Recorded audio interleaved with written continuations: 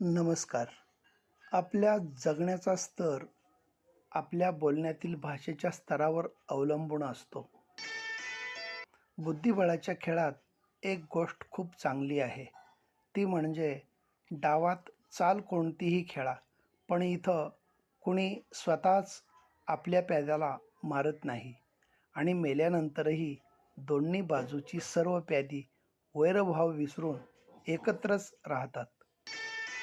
श्रेष्ठ आणि शुद्ध विचारांचं मन हे एक मंदिरच असतं.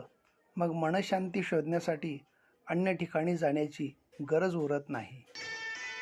आपले व्यक्तिमत्व आपल्या विचारांवर व स्वभावावर अवलंबून असते. काही गोष्टी अशा असतात की त्या विसरू म्हटलं तरी विसरत नाहीत. तरीही आपण विसरण्याचा प्रयत्न करावा. ते आपल्या भल्यासाठीच असतं आणि वेळ प्रसंगी ज्या कोणी व्यक्तींनी माणुसकीच्या नात्यानं आपल्याला साथ दिली असेल तर त्या व्यक्तीला कधीच विसरू नये.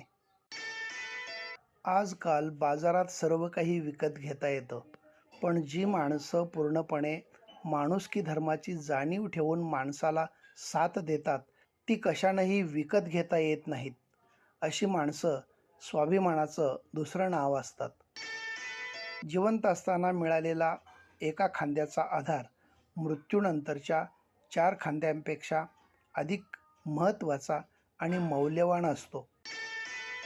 जी व्यक्ती आपल्या आयुष्यात महत्त्वाची असते त्या व्यक्तीच्याही आयुष्यात आपण तितकेच महत्त्वाचे आहोत का, हे मात्र आपण समजून घ्यावं लागतं. झोपेत मोठी स्वप्न बघण्यापेक्षा उठून जागेपणी स्वप्नांचा पाठलाग केला तर निश्चितच स्वप्न पूर्ण होतील. कोणतेही नाते टिकवायला हिंमत लागत नाही, तर एकमेकांची किंमत कळावी लागते. कारण किंमत कळाली की हिम्मत आपोआपच येत असते. जो व्यक्ति किसी दूसरे के चेहरे पर हंसी और जीवन में खुशी लाने की क्षमता रखता है, ईश्वर उसके चेहरे से कभी हंसी और जीवन की खुशी कम नहीं होने देते. When you give joy to other people, you get more joy in return. You should give a good thought to happiness that you can give out. धन्यवाद.